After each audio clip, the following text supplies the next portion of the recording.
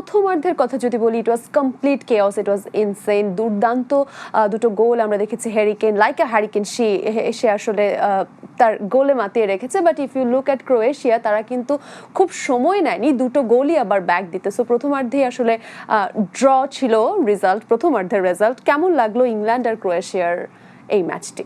তার আগে বলেন যে আপনি ইংল্যান্ডের সাপোর্টার নিশ্চিত, আপনি যে জার্সি পরে আসছেন। No, that's a very wrong that's a very wrong concept. অনেক অডিয়েন্স, আমার অডিয়েন্স খুবই কনফিউজড হচ্ছে, দ্বিধান্বিত হচ্ছে যে আমি আসলে ঠিক কোন দল। ইটস জাস্ট আমি এক এক দিন এক এক টিমে জার্সি পরছি। সো যেই খেলা থাকছে সেই টিম মিলিয়ে, যেহেতু ইংল্যান্ডের খেলা বেশি ভালো লেগেছে আজকে, সো আজকে ইংল্যান্ডের জার্সি। Okay, thank you. Now come to the match analysis. আপনি ম্যাচে দেখবেন যে আপনি ইংল্যান্ড এখানে যেটা হয়েছে যে এটাকে বলা যেতে পারে যে আপনি গোল ফিস্টের একটা ম্যাচ, কারণ সব মিলিয়ে গোল হয়েছে আপনার 6টা গোল হয়েছে, 4-2-তে আপনার এই ইংল্যান্ড জিতেছে। বাট মজার বিষয়টা হলো যে প্রথম পেনাল্টিটা যখন হয়েছিল, সেই পেনাল্টিটা থেকে কিন্তু আপনার মিস পেনাল্টি হয়েছিল, যেটা হ্যারিকেন গোল করতে পারেননি। বাট তার সৌভাগ্য যে তিনি শুট নেওয়ার আগেই গোলকিপার কিন্তু লাইন ক্রস করেছিলেন, যেটা আপনার রং, যেটা আপনার গোলকিপারকে অফেন্স হিসাবে কাউন্ট করা হয়। এই কারণে সেকেন্ড ওই বলটা তিনি ঠেকিয়ে দেওয়ার পরও সেটা কিন্তু আপনার মানে পেনাল্টিটা আবার নিতে হয়েছে পেনাল্টিটা। তো এবং দ্বিতীয়বার দফায় যখন পেনাল্টিটা সেই হ্যারিকেন নিয়েছেন, তিনি একই জায়গা থেকে শুট নিয়েছেন এবং গোলকিপার উল্টো দিকে লাফ দিয়েছেন। তো এক অর্থে বলা যেতে পারে যে পেনাল্টি দিয়ে আপনার বিশ্বকাপটা এবার শুরু হয়েছে ইংল্যান্ডের। কিন্তু সেই লিডটা তারা বেশ ভালো, প্রায় 24 মিনিট পর্যন্ত সেই লিডটা ধরে রাখতে পেরেছিল। 12 মিনিটে গোলটা শোধ করেছিল এবং 36 মিনিটে আপনার এই ড্রামাটা হয়েছিল 9 মিনিটের সময়। রাইট, ড্রামাটা 9 মিনিটের সময় হয়েছিল এবং 36 মিনিটের সময় কিন্তু আপনার গোলটা শোধ করেছে ক্রোয়েশিয়া। বাট এক গোলে যখন ড্র চলছিল, ঠিক সেই সময়টা আপনার হাফ টাইম যখন শুরু হবে তার আগে ইংল্যান্ড আরেকটি গোল করেছে। ইংল্যান্ড গোল করার পর খানিক পরে আবার দেখা গেল যে ক্রোয়েশিয়া সেই আপনার ইনজুরি টাইমে গোলটা শোধ করে দিয়েছে।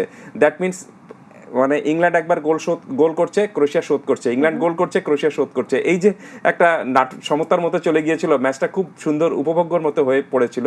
কিন্তু আপনার দ্বিতীয় ধাপের পর, মানে হাফের পরে ক্রোয়েশিয়া আর কিন্তু আপনার সেই প্রতিরোধটা গড়ে রাখতে পারেনি। ইংল্যান্ড খুব এক অর্থে পুরো ম্যাচটাই ইংল্যান্ড খুবই মানে বেশি আক্রমণে চলে গিয়েছিল এবং আক্রমণে চলে যাওয়ার কারণেই তারা আরো দুটো গোল তুলে নিতে পেরেছে। লিথাল অ্যাটাকিং আমরা দেখেছি ইংল্যান্ডের কাছ থেকে, এবং যখনই তারা অ্যাটাক করছিল তারা কিন্তু ভয়ঙ্কর হয়ে উঠছিল। কিন্তু একই সাথে তাদের ব্যাকলাইন ভালনারেবিলিটি কিন্তু ধরা পড়ছিল যখনই ক্রোয়েশিয়া আসলে কাউন্টার অ্যাটাক দিচ্ছিল।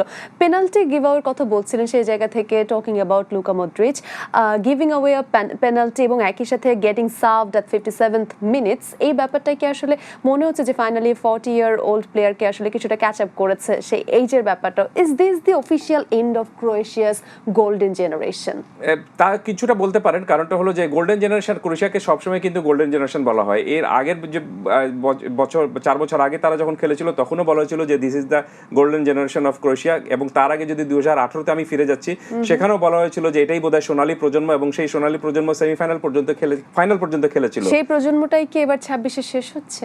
অবশ্যই কয়েকজন খেলোয়াড় তো অবশ্যই, পেরিসিচ রয়েছেন, আপনার লুকা মডরিচ তো অবশ্যই এটা তার শেষ বিশ্বকাপ। এবং এই বয়সে অনেকে কিন্তু আপনি বিশ্বকাপে, যেমন তিনি যে জায়গায় খেলে থাকেন, মিডফিল্ডে খেলে থাকেন, সেখানে এই বয়সে আপনার ফুটবল খেলাটা ভেরি টাফ। তারপরে সেই কঠিন দায়িত্বটুকু তিনি নিয়েছেন এবং আজকের এই ম্যাচে তাকে খুব একটা যে সেরকমভাবে আগের মতো তাকে যেরকমভাবে দেখা যেত তা কিন্তু দেখা যায়নি। তো সব কিছু মিলে আমার কাছে মনে হয়েছে যে ইংল্যান্ড গোল করার জন্য যেরকম ক্ষুধা ছিল, ক্রোয়েশিয়ারও ছিল, কিন্তু ইংল্যান্ড প্রপার ফুটবলটা খেলেছে সেকেন্ড হাফে, যেটা ক্রোয়েশিয়া মিস করেছে। ক্রোয়েশিয়া যা করার ভালো খেলেছে সেটা হলো প্রথম ধাপেই। আপনি দেখবেন যে ক্রোয়েশিয়া যে দুটো আক্রমণ করেছিল, সেই দুটো আক্রমণ থেকে কিন্তু তারা গোল করেছে। দুটো আক্রমণই হয়েছিল এবং দুটোই কিন্তু আপনি পোস্টে ছিল, দুটো থেকে গোল হয়েছে। সো এই জিনিসটাই তারা সেকেন্ড হাফে তাদের রাখা উচিত ছিল, কিন্তু সেকেন্ড হাফে তারা রাখতে পারেনি। গোল করার ফোর্স বাড়িয়ে দিয়েছিল ইংল্যান্ড এবং এই কারণে তারা সেখান থেকে শোধটা তুলে নিতে পেরেছে। ইংল্যান্ডের এই লিথাল অ্যাটাকিং এর কথা যদি বলি, কি মনে হচ্ছে এই প্রথম ম্যাচের খেলা দেখে এই ওয়ার্ল্ড কাপে তাদের চান্স কতটুকু দেখছেন, ওয়ার্ল্ড কাপের দিকে কতটুকু এগিয়ে দিবে? আবার যদি তাদের যে ডিফেন্সিভ ল্যাপসেস আমরা দেখেছি, আসলে লক্ষ্য করেছি এই ম্যাচে, সেটির জন্য কি সামনে ফ্রান্স বা ব্রাজিলের মতো দলের কাছে কি তাদেরকে ভুগতে হবে কিনা? ওয়েল নীল, আমি ইংল্যান্ডের কোনো সময় কিন্তু সাপোর্টার না, এবং আমি কখনোই ইংল্যান্ডের ফুটবলটাকে আমার কাছে খুব বেশি টানে না। কারণটা হলো যে আপনি দেখবেন যে কোনো টুর্নামেন্টে ইংল্যান্ড যখন খেলতে নামে তখন তাদেরকে কিন্তু বিবেচনা করা হয় দে আর টাইগার্স, দে আর লায়ন্স, দে আর সামথিং এলস, দে আর অনেক শক্তিশালী, দে আর টপ ফেভারিট। কিন্তু এটা কোথায়? শুধুমাত্র আপনার ব্রিটিশ মিডিয়ায়। নাথিং এলস, আপনি অন্য কোথাও পাবেন না কিন্তু। নইলে 1966 সালের পর এখন পর্যন্ত এই বিশ্বকাপে কোনো মানে তেমনভাবে তারা বিশ্বকাপের কন্টেন্ডার হতে পারেনি কেন, অনেক জটিলতার মধ্যে রয়েছে। এবং এই দলটাকেও দেখে আমার কাছে মনে হয়েছে যে এদের, আপনি যেভাবে বললেন যে এদের আসলে ডিফেন্সে তো অবশ্যই ল্যাপস রয়েছে, তার চেয়েও বড় আমি মনে করি যে ল্যাপস রয়েছে সেটি হলো যে আপনি আক্রমণ ভাগে। আজকে হয়তো অনেকে বলবেন যে না, এখানে তো 4টা গোল তারা করেছে, তারপরে কেন আপনি আক্রমণের কথা, মানে আক্রমণের ল্যাপস রয়েছে সেটা বলছেন। তারপর আমার কাছে মনে হচ্ছে যে বিশ্বকাপ জেতার জন্য যেরকমভাবে আপনার একটা কংক্রিট অ্যাটাকিং ফরমেশন থাকার দরকার, অ্যাটাকিং জোনে যেরকম ফ্লেয়ার থাকার কথা, যারা আপনার গোল বানিয়ে দিতে পারে, গোল তৈরি করতে পারে, আপনার একক কৃতিত্বে ইন্ডিভিজুয়াল স্কিল দেখিয়ে প্রতিপক্ষ আপনার ডিফেন্সকে একেবারে ভেঙে চুরে চুরমার করে দিতে পারে, তেমন আপনার অ্যাটাকার কই এখানে আমি তো সেরকমভাবে দেখতে পাইনি। শুধুমাত্র যদি আপনি বলেন বেলিংহাম রয়েছেন, এখানে রাশফোর্ড রয়েছেন, আপনি এখানে হ্যারি কেন রয়েছেন, কিন্তু হ্যারি কেন দেখবেন যে আপনি হেড দিয়ে গোলটা করেছেন, তিনি দুর্দান্ত, কোনো সন্দেহ নেই, দ্যাট ওয়াজ ভেরি বিউটিফুল গোল, ওটা একটা প্ল্যানিংয়ের গোল ছিল, এক্সেলেন্ট গোল ছিল এটা।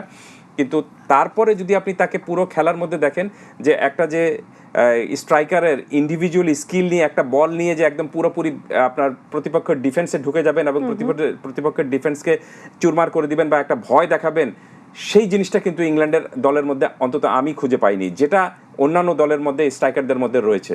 সো এই দল নিয়ে ইংল্যান্ড হয়তো সেকেন্ড হাফ রাউন্ডে যেতে পারবে, বাট তারা কোয়ার্টার ফাইনালের পরের ধাপ পেরোতে পারবে কিনা অন্তত আমি বিশ্বাস করি না। কিছু একটা তো ব্রেক টাইমে চেঞ্জ হয়েছিল, কারণ শুরুতে 2টি গোল কনসিড করা, কিন্তু ব্রেক টাইমের পরে কিন্তু আর কোনো গোলই ইংল্যান্ড কনসিড করেনি। What actually it shall change?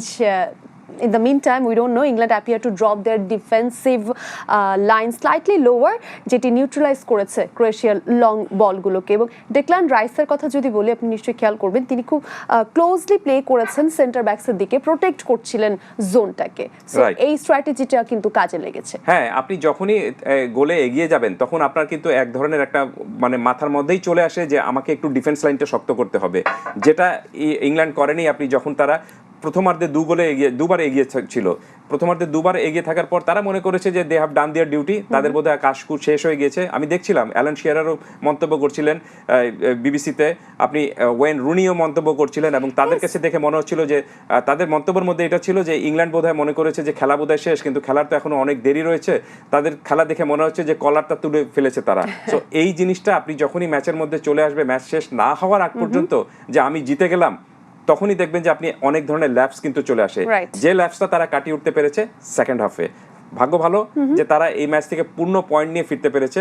এমনও হতে পারতো যদি সেকেন্ড হাফে তারা অন্তত, ক্রোয়েশিয়া যদি একটা গোল আগে করে ফেলতো, আমি নিশ্চিত যে এই ম্যাচ থেকে ইংল্যান্ড আর জিততে পারতো না। বাট যেটি হয়েছে রেজাল্টের দিকে যদি তাকাই, it was England's day and they did well, good start, জয়। এবং পর্তুগালের ম্যাচের পর যে মন খারাপ ফুটবল প্রেমী দর্শকদের হয়েছিল সেটি কিন্তু কিছুটা কেটেছে ইংল্যান্ড এবং এই খেলাটি দেখে, ক্রোয়েশিয়ার খেলাটি দেখে। আমরা শেষের দিকে আছি, ছোট করে নেক্সট দুটো ম্যাচ নিয়ে আপনার ছোট্ট করে প্রেডিকশন যদি জেনে নিই। গ্রুপ এল থেকে ঘানা এবং পানামা মুখোমুখি হতে যাচ্ছে ভোর 5টায়, এবং উজবেকিস্তান কলম্বিয়া মুখোমুখি হতে যাচ্ছে গ্রুপ কে থেকে সকাল 8টায়। প্রেডিকশন কি বলছে এই ম্যাচ? পানামা এবং ঘানার ম্যাচটা এই গ্রুপেরই ম্যাচ, আপনি ইংল্যান্ড এবং ক্রোয়েশিয়ার সাথে তাদের খেলা হবে। সো এখানে এই দুই দল থেকে যে কোনো একটা দলও আমার মনে হয় যে আপনার থার্ড হওয়ার সম্ভাবনা তাদের কারো একজনের রয়েছে। এই গ্রুপ থেকে আপনার ইংল্যান্ড এবং ক্রোয়েশিয়া যাবে, এবং ঘানা এবং পানামার কথা যদি আপনি বলেন তাহলে ঘানার অনেক বেশি বিশ্বকাপ খেলার অভিজ্ঞতা রয়েছে। ঘানাকে আমি দেখতে পাচ্ছি থার্ড টিম হিসেবে ঘানাকে এগিয়ে রাখছি, এবং এই ম্যাচেও ঘানাকে এগিয়ে রাখছি। আর পরের ম্যাচে উজবেকিস্তান নতুন দল, আপনি আর এই আপনার কলম্বিয়া এর আগে বিশ্বকাপে অনেকবার খেলেছে, কিন্তু তারা কখনোই আপনার শিরোপা কন্টেন্ডার হতে পারেনি। আপনার দ্বিতীয় পর্ব অথবা কোয়ার্টার ফাইনাল পর্যন্ত তারা গিয়েছে। আমি সেই ম্যাচে উজবেকিস্তানের তুলনায় কলম্বিয়াকে এগিয়ে রাখবো। আমরা যদি ওভারঅল ওয়ার্ল্ড কাপের কথা বলি, ধীরে ধীরে এগিয়ে যাচ্ছে, এইজ নিয়ে একটা তর্ক বিতর্ক চলছে, কিন্তু সেটা কিছু ক্ষেত্রে আমাদেরকে ভুল প্রমাণিত করে দিচ্ছে যে অ্যারাউন্ড 40 প্লেয়াররা আসলে দুর্দান্ত খেলছেন। আবার কিছু ক্ষেত্রে সেটি কিন্তু আজকে আমাদের আলোচনায় চলে এসেছিল, about Cristiano Ronaldo, about Luka Modric, এই কি প্লেয়ারদের কথাও কিন্তু চলে আসছিল। But overall it's football, the beauty of football we are sing. Thank you so much আজকে আমাদের সাথে আলোচনায় থাকার জন্য এবং আপনার ইনসাইটগুলো আমাদের সঙ্গে শেয়ার করবার জন্য। আজকের মতো বিদায় নিতে হচ্ছে, আমরা নিশ্চয়ই নেক্সট কোনো ম্যাচ নিয়ে আবার এই অ্যানালাইসিসে মেতে উঠবো। Thank you so much. Thank you Neel. যারা দেখছিলেন এতক্ষণ ডি বক্স থেকে আমরা সরাসরি ছিলাম এবং আজকের গেস্টের প্রেডিকশন কিন্তু আমরা পেয়ে গেছি নেক্সট দুটো ম্যাচ নিয়ে। দেখা যাক কতটুকু সত্যি হয়। ফুটবলের ম্যাচগুলো কিন্তু আমাদেরকে বারবার সারপ্রাইজ করছে এবং যত বেশি সারপ্রাইজড হচ্ছে তত হয়তো ইন্টারেস্টিং হচ্ছে the greatest show on earth. আজকের মতো বিদায় নিচ্ছি। Good night everyone, see you soon. এবং সময় টেলিভিশনের পর্দায় প্রত্যেকটি ম্যাচ কিন্তু সরাসরি দেখতে পাবেন। So let's enjoy all the matches.